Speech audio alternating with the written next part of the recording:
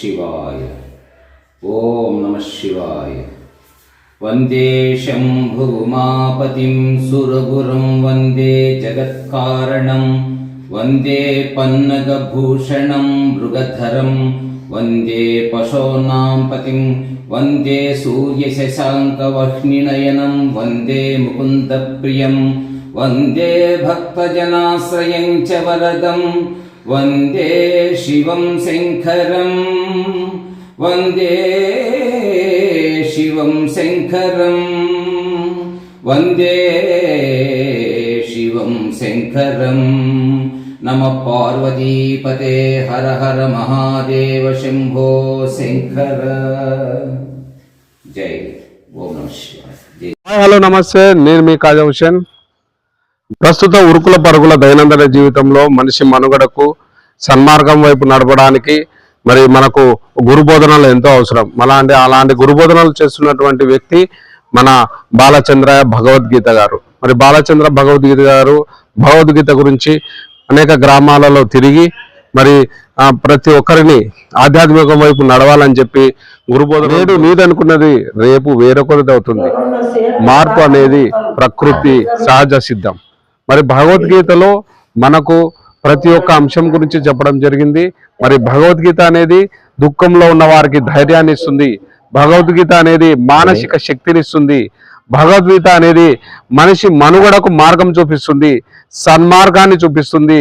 ధర్మో రక్షితో రక్షిత, ధర్మాన్ని మనం కాపాడితే ఆ ధర్మం మనల్ని కాపాడుతుందని తెలియజేస్తుంది. నువ్వు బాధపడుతున్నావా, నువ్వు దుఃఖంలో ఉన్నావా, నువ్వు చింతిస్తున్నావా, ప్రతి ఒక్కదానికి సమాధానము మనకు భగవద్గీతలో తెలుస్తుంది. మరి ఈ భగవద్గీత గురు బోధనలు చేస్తున్నటువంటి వ్యక్తి బాలచంద్ర భగవద్గీత. మరి బాలచంద్ర భగవద్గీత గారు మరి ఎన్నో గ్రామాలలో తిరిగి ఇలా దైనందిన జీవితంలో ఇబ్బందుల్లో ఉన్నటువంటి వాళ్ళకి ధైర్యాన్ని ప్రసాదిస్తూ వాళ్ళకి సన్మార్గంలో నడుపుతున్నటువంటి మరి బాలచంద్ర భగవద్గీత గారి నుంచి ఈరోజు మనం తెలుసుకోవాల్సిన అవసరం ఎంతైనా ఉంది. మరి వాళ్ళని కలుద్దాము. కమాన్, మీరు నాతో పాటు రండి.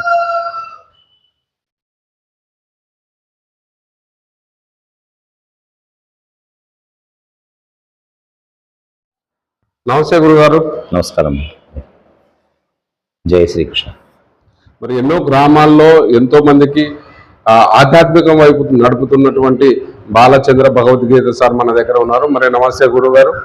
మరి మీరు ఈ రంగంలో అంటే భగవద్గీతను పఠిస్తూ ఎన్నో గ్రామాల్లో మరి ఎటువంటి విద్యా బోధన లేనటువంటి వారికి మరి మంచి గురు బోధనలు అందిస్తూ వాళ్ళని ఆధ్యాత్మికం వైపు తీసుకుంటున్నారు.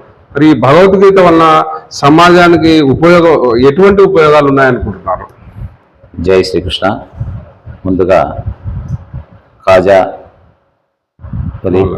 మౌలాలి టీవీ న్యూస్ వారికి ధన్యవాదాలు సమర్పిస్తూ, కృష్ణం వందే జగద్గురుం వసుదేవసుతం దేవం కంసచాణూరమర్ధనో దేవకీ పరమానందం కృష్ణం వందే జగద్గురుం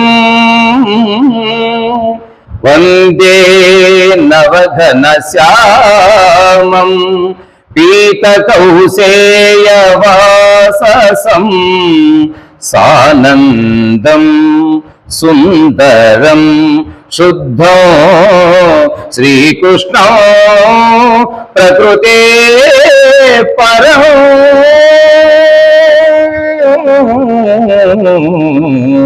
కృష్ణ వందే జగద్గురుం. జై శ్రీకృష్ణ. శ్రీమద్ భగవద్గీత నేను చిన్నతనం నుండి కూడా ఆధ్యాత్మిక చింతనలో 12వ ఏటలోనే మా తండ్రి గారు హార్మోనియం మొదలుపెట్టాడు. మా తండ్రి గారు హరికథా భాగవతారు. రాను రాను అన్నమాచార్య సంకీర్తనలు గానం చేసేవాడిని. అలాగే తిరుమల తిరుపతి దేవస్థానం ధర్మ ప్రచార పరిషత్ ఆధ్వర్యంలో 25 సంవత్సరాలు హరికథా భాగవతారుగా ఉన్నానండి. అలాగే మా నాన్నగారు ఆదేశానుసారంగా భగవద్గీతను సాధన చెయ్యి, ఘంటసాల గారు శ్లోకాలు 106 శ్లోకాలు మహాత్ములైన మా గురువులు ఘంటసాల గారు, కీర్తిశేషులు ఘంటసాల గారు 106 శ్లోకాలు గానం చేసేవాడిని. దాన్ని స్ఫూర్తిగా తీసుకొని చాలా అద్భుతంగా ఉంది నాన్న, నువ్వు భగవద్గీతను 700 శ్లోకాలు గానం చేయాలని నాన్నగారు చెప్పగా ఆయన ఆజ్ఞను కాదనలేక శిరసా వహించి ఘంటసాల గారు స్ఫూర్తిగా తీసుకొని, అలాగే గురుదేవులైనటువంటి ఎల్వి గంగాధర శాస్త్రిని కూడా స్ఫూర్తిగా తీసుకొని 700 శ్లోకాలు నేను రికార్డు వింటూ భగవద్గీతను చక్కగా హార్మోనియంలో సాధన చేసుకుంటూ, దాదాపు నాకు భగవద్గీతను సాధన చేయడానికే ఒక 8 సంవత్సరాలు టైం పట్టింది దాదాపు. అయితే ఈ యొక్క జ్ఞానము, ఈ యొక్క భగవంతుడు ప్రసాదించిన అపూర్వమైన జ్ఞాన గ్రంథం ఇది భగవద్గీత. భగవద్గీత అంటే ఒక మతానికి సంబంధించింది కాదు, సర్వమత సమ్మతం భగవద్గీత, సాధకులకు కల్పవృక్షం. ఎంతో పవిత్రమైన ఈ గీతా గ్రంథాన్ని ఇది ఎలా మనము ప్రజలకు ఎలా చేరవేయాలి అనే ఉద్దేశంతో ఎంతోమంది గురువులను ఆశ్రయించి ఒక శ్లోకానికి తాత్పర్యం ఎలా చెప్పాలి, విశదీకరంగా గ్రామ ప్రజల్లో చదువులేని వారికి కూడా వారికి అర్థమయ్యే రీతిలో నేను ఇవన్నీ సాధన చేస్తూ గ్రామానికి వెళుతూ గ్రామ సర్పంచులను, మరి అలాగే ఎంపీటీసీలను, గ్రామంలో ఉన్న పెద్దవారిని, కాస్త ఎమ్మెల్యేలను, అలాగే జెడ్పీటీసీలను, గ్రామంలో ప్రతి ఒక్కరిని పెద్దవాళ్ళను కలిసి భగవద్గీత కార్యక్రమం మన గ్రామంలో ఏర్పాటు చేస్తున్నామండి. మీరందరూ వచ్చి భగవద్గీతను వినండి. భగవద్గీత వినడం వల్ల వాళ్ళు విన్న తర్వాత వాళ్ళు చెప్పే ఉద్దేశం ఏంటంటే, నేను ఒక్కరోజు భగవద్గీత అర్జున విషాద యోగం ఒక్కసారి మొదలు పెట్టేసరికి 3 గంటలు ఉంటుంది ఒక భగవద్గీత, ఒక అధ్యాయం నుంచి 3 గంటల సేపు గానం చేస్తానండి. రాను రాను భగవద్గీతను గ్రామాలలో 5 రోజులు, 9 రోజులు, 18 అధ్యాయాలు సంపూర్ణంగా భగవద్గీతను 18 రోజులు 700 శ్లోకాలతో ఉంటుంది భగవద్గీత. ప్రజల్లో ఒక మార్పు అనేది వచ్చేసిందండి. ప్రతి ఒక్కరూ మీ గురువు ఎవరు, ఇంత అనర్గళంగా భగవద్గీతను గానం చేస్తున్నారు, ఘంటసాల గారు లాగానే మీరు గానం చేస్తున్నారు, మా గురుదేవులు ఎల్వి గంగాధర శాస్త్రి గారు అని స్ఫూర్తి తీసుకొని నేను చెప్పేవాడిని. అయితే భగవద్గీతను విన్న వారు ప్రజల్లో రోజు రోజుకు 1వ రోజున ఒక 20 మంది 30 మంది వస్తే 2వ రోజున 100 మంది కలిసేవారు.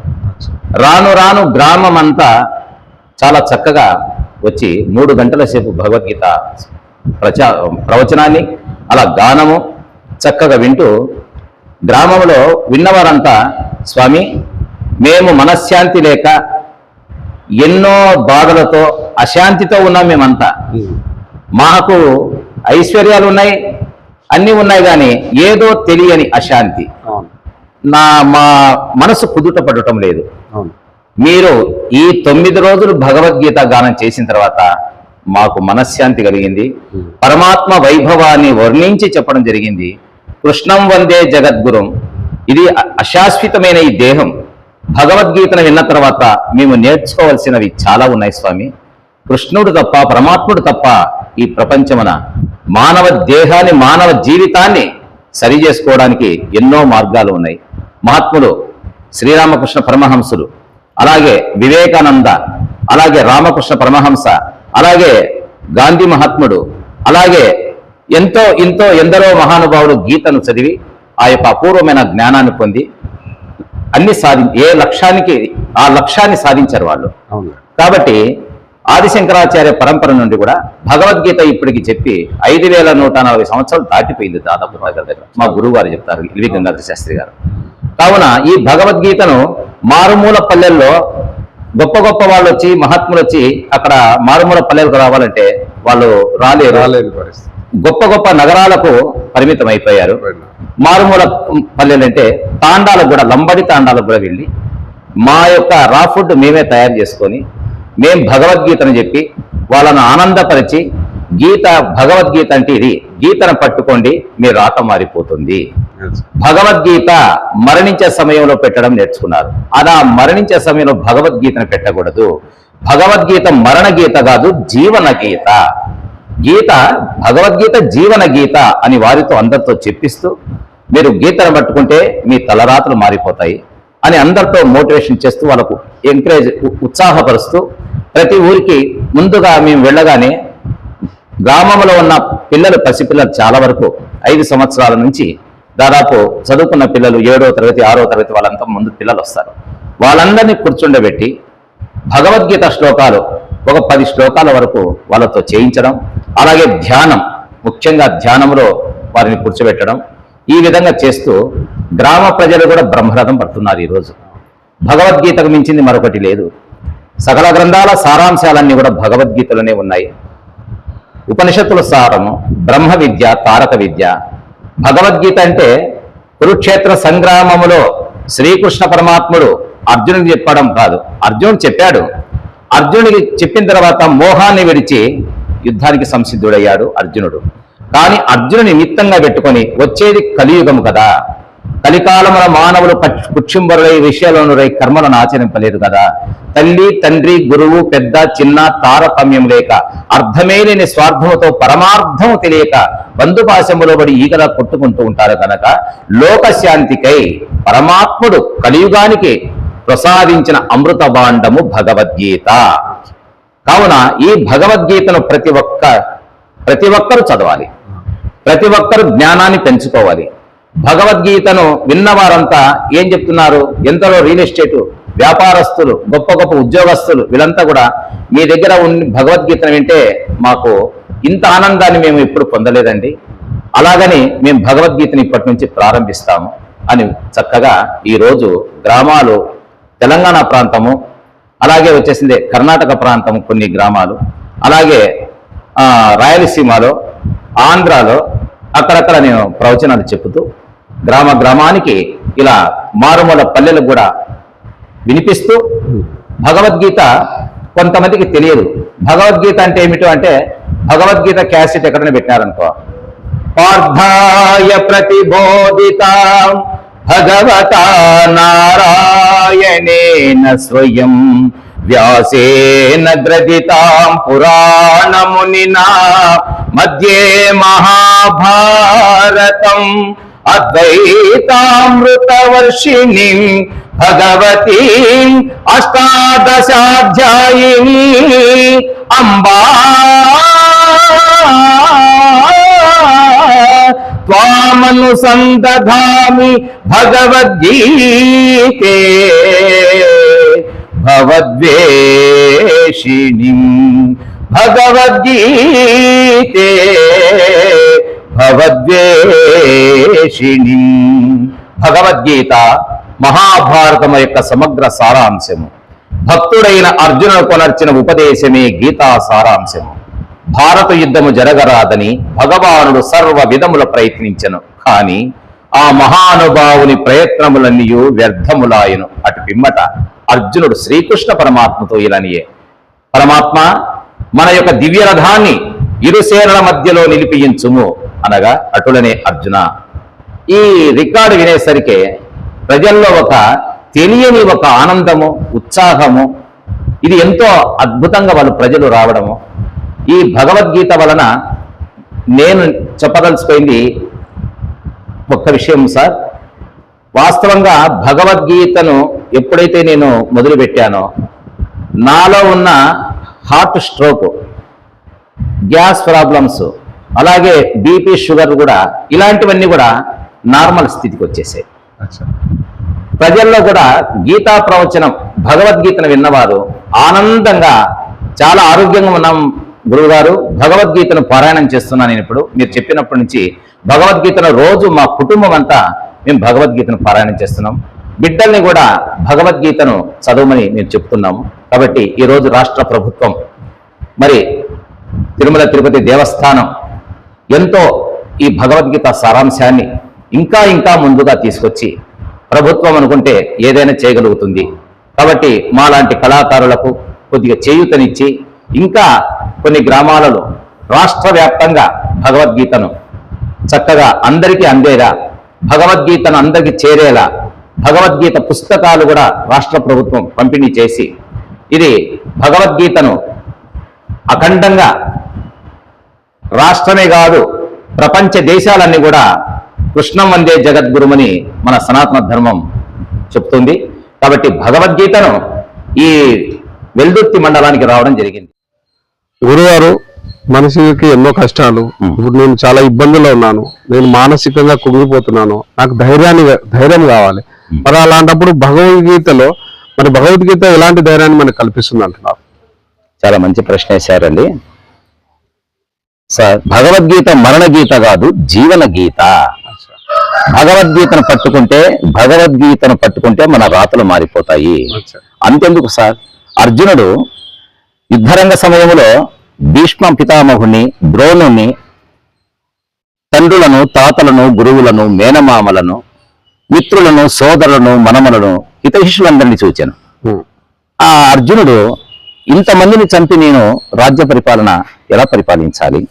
నా గురుదేవులైనటువంటి భీష్మాచార్యుని, నా గురుదేవులైనటువంటి మా తాతను భీష్మాచార్యుని, నా గురుదేవులు సకలాస్త్ర విద్యలు నేర్పించినటువంటి ద్రోణాచార్యులని నేను ఎలా చంపాలి? నేను యుద్ధం చేయనని ధనుర్బాణంలో విడిచి శ్రీకృష్ణునితో ఇలా అంటాడు, నేను యుద్ధం చేయలేను. అప్పుడు శ్రీకృష్ణ పరమాత్మ ఇతనికి ధైర్యాన్ని చేకూర్చాలి. భగవద్గీతలో 11వ శ్లోకం నుంచి పరమాత్ముడు అక్కడ చెప్పడం జరుగుతుంది. అర్జున విషాద యుగంలో ఏమన్నాడు? అర్జున, అశోచ్యానన్వశోచస్వం ప్రజ్ఞావాదాం చ భాషసే గతాసూన గతాంసూం చ నాను శోచంతి పండితాః నాను శోచంతి పండితాః. అర్జున, నీవు మాట్లాడేది ఎలా ఉందయ్యా అంటే, మరణించి ఉన్న వారిని గూర్చి గాని, జీవించి ఉన్న వారిని గూర్చి గాని పండితులు దుఃఖింపరు అర్జున. నీవు పండితుల వలనో పలుకుతున్నావు. కాబట్టి ఈ పరమాత్ముడు, భగవంతుడు, నీవు అధైర్యపడవలదు అని పరమాత్మకు ఇంకా అధ్యాయాలు శ్లోకాలు చెప్పినా కొద్దీ సమయం సరిపోదు కాబట్టి అధ్యాయాలు చెప్పినా కొద్దీ ఆ యొక్క చివరికి మోక్ష సన్యాస యోగములో ఈ యొక్క భగవద్గీతను 18 అధ్యాయాలు విన్న తర్వాత అర్జునుడు మోహాన్ని విడిచిపెట్టి అప్పుడు యుద్ధానికి సంసిద్ధుడై చేస్తాడు. చిన్న బోధనలలో అంతా ఇంగ్లీష్ మీడియము, మ్యాథ్స్, నా కొడుకు డాక్టర్ కావాలి, ఇంజనీర్ కావాలి అని వాళ్ళు ఉరుకుల పరుగుల ఈ దైనందిన జీవితంలో అందరూ కూడా తల్లిదండ్రులు ఎంతసేపునా కూడా ఈ ఇహలోక సుఖానికి అలవాటు పడి ఈ చదువు అనేది ఇట్లా చదువుకో అట్లా చదువుకో అని చెప్తున్నారు. కానీ పిల్లలు ఒక దశకు వచ్చేపాటికి వాళ్ళకు ఆ సమస్యలో నుంచి ఏదైనా ఒక సమస్య వచ్చినప్పుడు ధైర్యంగా దాన్ని ఎలా ఎదుర్కోవాలి అనేది వాళ్ళకు బోధన అనేది లేదు. ఎంతసేపు ఉన్నా కూడా నువ్వు ఇంత చదువు అంత చదువు అని వాళ్ళని ఈ చదువుని రుద్ది వాళ్ళ మైండ్ లో ఎంతసేపు ఉన్నా కూడా ఈ దీనికి సంబంధించే ఉంది. కానీ మానసికంగా ధైర్యం అనేది మరి ఈ ధైర్యం అలవర్చుకోవాలంటే మరి భగవద్గీత ఏం చెప్తుంది మనకు? సార్, భగవద్గీత అపూర్వమైన ధైర్యాన్ని ఇస్తుంది. తల్లిదండ్రులు బిడ్డలు చదివి వారికి పెరిగి పెద్దయి ఒక మంచి ఉన్నతమైన స్థాయిలో ఉద్యోగాలలో ఉండాలి అని వాళ్ళ కాంక్ష చాలా ఉంటుంది. అది బాగానే ఉంది. కానీ తల్లిదండ్రులు కూడా ఒకటి ఆలోచించాలి. పిల్లవాడు ఆధ్యాత్మికంగా ఎదగాలంటే భగవద్గీతను చదవాలి, భగవద్గీతను సాధన చేయాలి. భగవద్గీత ప్రామాణికమైనది. భగవద్గీతకు మించిన గ్రంథం మరొకటి లేదు. ఆ గురువులతో ద్వారా పిల్లలకు భగవద్గీత పాఠ్యాంశాలలో చేర్చి భగవద్గీతను కూడా ఒక సబ్జెక్టు చక్కగా పిల్లలకు తెలియజేస్తే అపూర్వమైన జ్ఞానమే కాక మిగతా సబ్జెక్టులు కూడా పిల్లలు అద్భుతంగా చదవగలుగుతారు. ఈ యొక్క దేశము ఎంతో ఉత్తమోత్తమైన దేశంగా ఇంకా పేరు ప్రఖ్యాతులు గాంచి ఆధ్యాత్మిక నిలయంగా మన దేశం ఉంటుందని నేను భావిస్తున్నాను సార్. ఇప్పుడు నిజంగా చూస్తే పిల్లలు వాళ్ళకు సమాజంలో గౌరవము, మర్యాదలు, గురువు పట్ల ఉన్నటువంటి గురువుతో ఎలా మెలగాలి, గురువు దగ్గర ఎలా ఉండాలి అనేది కూడా ఎక్కడనే బోధనలో లేదు. ఎంతసేపు ఉన్నా వాళ్ళకు ఆ ఇంగ్లీష్ మీడియం, ఇవి చదవండి అవి చదవండి, ఇలాంటి ప్రెజర్సే ఎక్కువ ఉన్నాయి. కాబట్టి స్కూళ్ళలో కూడా మనము వాళ్ళకు ఒక వారానికి ఒక రోజు ఇలాంటి గురువుల ద్వారా ప్రవచనం కల్పిస్తే బాగుంటుందని అనుకుంటున్నాను. చాలా సంతోషం, మంచి మాట మాట్లాడినారు సార్. పిల్లలు కేవలం చదివే కాదు సార్ కావాల్సింది, చదువుతో పాటు వాళ్లకు అపూర్వమైన జ్ఞానం కావాలి. పిల్లల్లో ఎప్పుడైతే ఈ ఆధ్యాత్మిక స్థాయికి వెళుతారో తల్లిదండ్రులు ఎప్పుడైతే పిల్లవాడికి ఉదయం లేస్తూనే బొట్టు పెట్టి చక్కగా స్నానం చేయించి బొట్టు పెట్టి దేవాలయానికి వెళ్ళు, శివాలయం వెళ్ళు నైనా, శివాలయం శివునికి నమస్కరించి నువ్వు బడికి వెళ్ళు అని పిల్లలకు మంచి నడక నేర్పించేవాళ్ళు తల్లిదండ్రులే. మరి భగవద్గీతలో ఎన్నో శ్లోకాలు ఉన్నాయి, 700 మరి శ్లోకాలు సార్. 700 శ్లోకాలలో ఈ మోక్ష ఒక మోక్ష శ్లోకం గురించి ఒకటి ఉంది కాబట్టి అది ఒకటి. మోక్ష సన్యాసి మోక్ష యోగంలో సన్యాసి యోగం. 78వ శ్లోకం సార్. ఈ శ్లోకం తాత్పర్యం కూడా నేను చక్కగా చెప్తాను. యత్ర యోగేశ్వర కృష్ణో యత్ర పార్థో ధనుర్ధరః తత్ర శ్రీ విజయోర్భూతిః ధ్రువానీతిర్మతిర్మమ.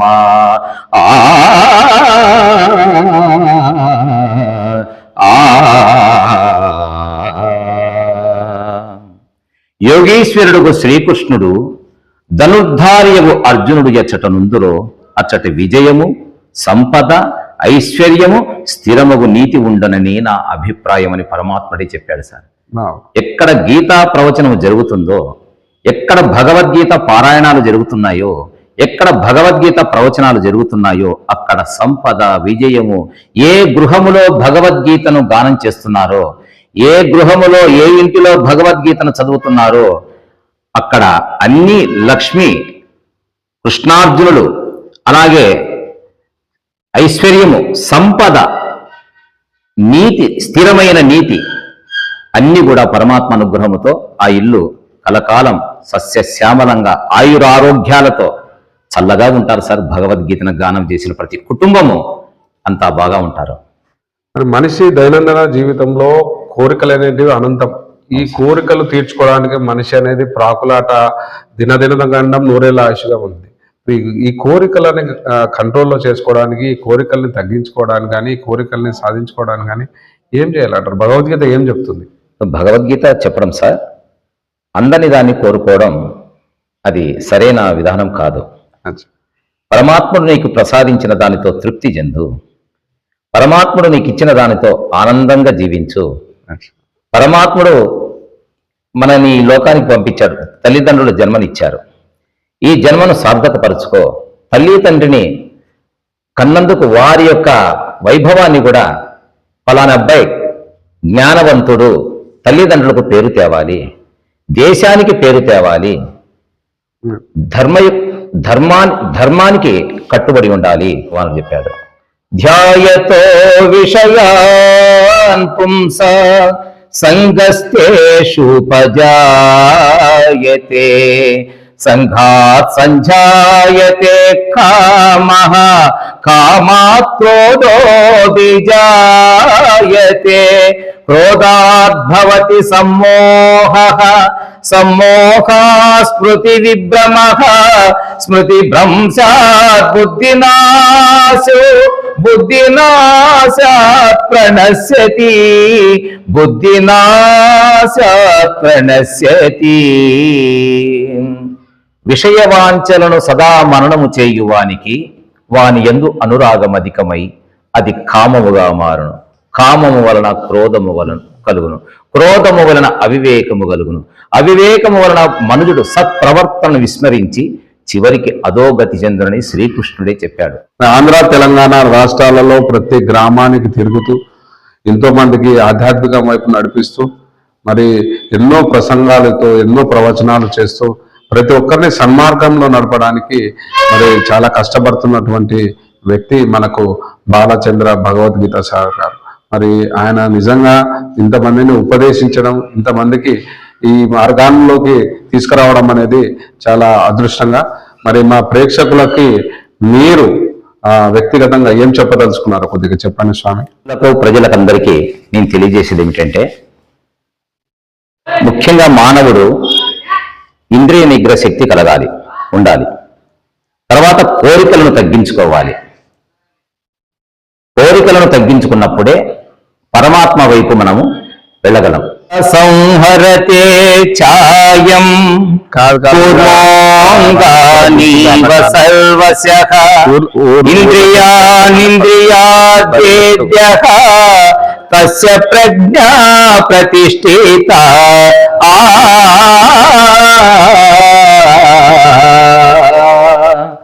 తావేలు తన అవయవములను ముడుచుకున్నట్లుగా, అంటే తావేలు ఎంత జాగ్రత్తగా ఉంటుంది, తన ఇంద్రియాలను ఎంత చక్కగా ముడుచుకుంటూ ఉంది. ఏదైనా పిల్లవాడు బావిలో ఉన్న తావేలు కానీ, భూమి మీద నడిచిపోయే తావేలు కానీ ఒక్క చిన్న రాయి తాలేస్తే తన ఇంద్రియాలన్నీ చక్కగా ముడుచుకుంటుంది. మానవుడు కూడా తావేలు తన ఇంద్రియాలను ఎంత చక్కగా ముడుచుకుంటుందో, మానవుడు వచ్చే ఈ యొక్క కోరికలను ఉపసంహరించుకొని వాని మనస్సు స్థిరముగా ఉండునని నా అభిప్రాయము. భగవద్గీతను అందరూ చదివి అపూర్వమైన జ్ఞానాన్ని సంపాదించుకొని, ఆ జ్ఞానమే కాదు, భగవద్గీతను చదివిన వారు ధైర్యము, ఐశ్వర్యము, స్థిరమగు నీతి అన్నీ కూడా పరమాత్మ అనుగ్రహం తప్పక లభిస్తాయి. భగవద్గీతను అందరూ చదువుతారని కోరుతూ మీ మీడియా వారికి నేను హృదయపూర్వక నమస్కారాలు సమర్పిస్తూ సెలవు తీసుకుంటున్నాను. జయ శ్రీకృష్ణ, జయ శ్రీకృష్ణ. ఈరోజు మరి బాలచంద్ర భగవత్ అనేటువంటి గురుగారు ఆధ్యాత్మిక శక్తిని 10 మందికి పంచిపెట్టాలన్నటువంటి భగవద్గీత గురించి ప్రచారం చేయడం జరుగుతూ ఉంది. గతంలో లక్షదీపోత్సవ కార్యక్రమంలో ఆ యొక్క కార్యక్రమంలో ఆయనకు ఒక 1 అవర్ ఆ యొక్క కార్యక్రమం భగవద్గీత గురించి చెప్పడం జరిగింది. ప్రజలందరూ కూడా మరి చాలామంది చాలా అద్భుతంగా చెప్పాడు, శ్రవణం జరిగింది, మంచిగా ఉంది. మరి గ్రామాలకు మండలంలో కూడా తిరగాల అనేటువంటి ఆలోచనతో లీడర్లందరూ కూడా అడగడం జరిగింది. దానికి అనుగుణంగానే ఈరోజు భగవద్గీత గురించి అన్ని గ్రామాలు తిప్పడం జరిగింది. దానికి అనుగుణంగానే ఈరోజు ఈ పత్తికొండ నియోజకవర్గంలో ఎమ్మెల్యే గారు దానికి అనుకువగా మరి అన్ని నియోజకవర్గాల్లో కూడా అన్ని మండలాలు కూడా తిప్పడం జరుగుతూ ఉంది అని చెప్పేసి చెప్పడం జరుగుతుంది. దానికి ఈ యొక్క బాలచంద్ర గారిని గురుగారిని అడగడం జరిగింది. తప్పకుండా కూడా ఆ యొక్క భగవద్గీత గురించి అన్ని మండలాలు తిరిగి విశదీకరిస్తా అని చెప్పి చెప్పడం జరిగింది. భగవద్గీత ప్రతి ఒక్కరింట్లో ఉండాలి.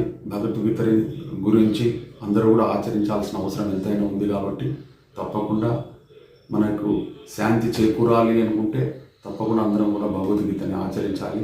గురువుగారితో పఠనం చేసినటువంటి శ్రవణాన్ని కూడా మనం వినాలి.